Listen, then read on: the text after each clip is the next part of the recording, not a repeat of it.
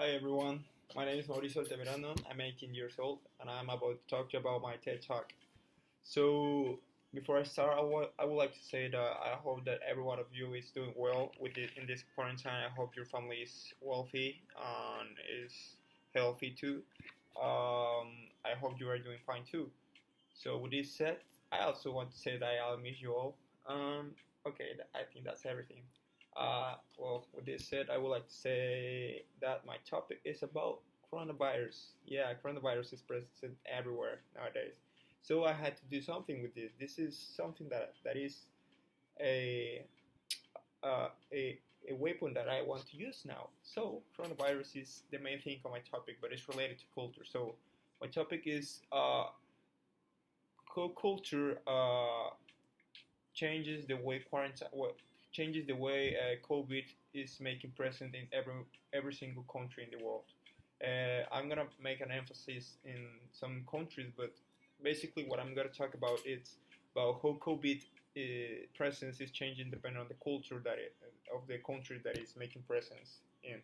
So, first I would like to say that COVID-19 is a virus that has been present or making presence since December of 2019, but the massive spreading started in January and February of this year 2020.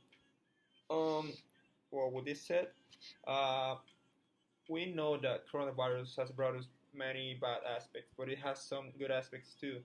Well, talking about bad aspects, we know that schools have been closed, works are not what they used to be, companies are closing. Many companies, many works, many business are closing, many activities, many sports, everything's changing. And it's due to its massive spreading and how easy this can be uh, coming to new people. Also, economy is under the ground. Now, talking about good aspects, we can say that people is rediscovering themselves, and the world is getting better. There, there are animals making presence everywhere in the world. We have elephants in India. We have Italy. In Italy, there are animals making presence on the lakes they have, on the canals they have, in Venecia. Um, for example, here in Mexico, we don't have to go that far. We can see animals in the Ribera Maya. We can see animals in places that there didn't used to be, or they used to be animals, but due to the humans' advantage or the humans taking territory, the animals had to take themselves back. So now that there are no humans, animals are taking their grounds back. About rediscovering ourselves, many people is taking this as an advantage to do something new. So COVID-19 is something not new because it's something doctors and scientists were expecting to happen. A pandemic like this it was expected. Um, this is where this start to relate to culture. Well, before I say that, I was thinking how this can be so different depending on the culture. How this can be that different depending on on where it's developing. Well, here's when we start talking about culture. We have the European Center of Disease Prevention and Culture. It's an European agency. It's certified and it's pretty secure font of information. Here we can see on the graphic that you can see that gray uh, bar. Well, this is China. The gray bar is China, and it's the evolution that the disease has had in the country. And the yellow one is USA, and the orange one is, I think, Spain. But the point is, as you can see, it started with a little size bar and then started to go bigger and bigger and bigger. But there's a point where the yellow bar start having more cases. This is a cases graphic. the yellow bar is having more cases than China, and this is only because, well, at first we know that this is that very complicated disease to get known of because it doesn't have pretty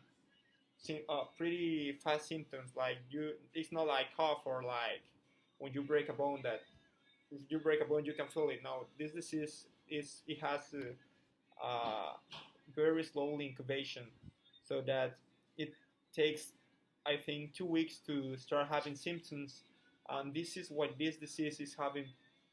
This massive presence is now a pandemic because people doesn't know that has the disease until 2 weeks later that they had like spread this disease to another 10 people or to another 20 people. So uh, this is why this disease is spreading that fast and that much. Here is that China managed to control their people and their health management because there's a point when these these borders are in the same position. We can see another countries that are having we can see other countries that are having more struggles than China did. This is only because they didn't take it as seriously as it would be. They didn't take it as something that uh, that bad. It's not only fault of the government or the people that is managing that is on the control of the country is on the people that lives in the country because many times we hear that people is not taking this serious. Many times we can hear that they are not uh, following instruction of their governments and um, people in command. Well, if you don't want to follow the rules and you don't want to believe this is something serious, this is what happens, and we can see that China managed to control it very well. Also, we have the map of the spreading, and well, as I said, the red one is USA. We have European countries that are having struggles, and it's not only fault of the government; it's fault of the people. It's fault of the ones that are not making or taking this as serious as it is. Um, well, this disease started in China, more specifically in Wuhan. It's a province in Hubei. And why did this start?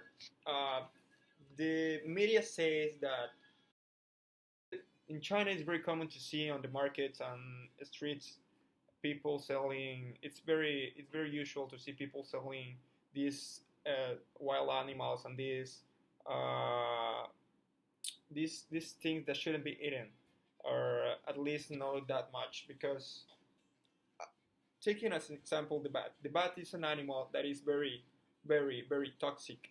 This animal's poop was used to make bombs in the Second World War. I mean, you should take this to consideration before eating it. But this is not completely fault of the people that is selling it because the common people consumes it, and this is only because their culture they see it as a normal thing. It's not something that they do with this thought of oh damn this animal is toxic. No, it's as common as eating hot dogs in USA. I mean it's not their fault, but it's something that has to change because things like this are happening, and it's it has to happen stuff like this for people to understand that world is not what it used to be, and we have to evolve as a species. So with this said, the New York Director of Global Health and Emerging Pathogens, the Dr. Adolfo Garcia Sastre, said that it's not a surprise that this happened. He textually said, "We cannot say coronavirus outbreak caught us by surprise. It is because, as I said before, they use these animals, these mammals, that if they don't are that deadly, they have organisms, virus and bacteria that are in themselves, so that if you eat them, you get them. So it's something pretty sad to hear that this happened because of a person that ate a bat or an animal. I mean, well, it's culture. It's an aspect that we don't control, but that it has to change. Well, here we have two graphics. A graphic in one side we have Japan and how this has evolved, and the other one we have the graphic of Italy. So that, well, culture makes presence here too, because of we know that Japan is a pretty serious country. It's a pretty disciplined country. It's a country that makes everything the right way, and if you don't do it the right way, you get the consequences, and we can see it in the way the virus has evolved here. Because they, when they got the virus, they said, okay, we have this situation, we have to act in a way, and everyone here should understand why this is happening and why this is going on and why it is going on. So people also is pretty disciplined. So that when the government told some instructions, they follow them and they understand why why the government was taking these measurements.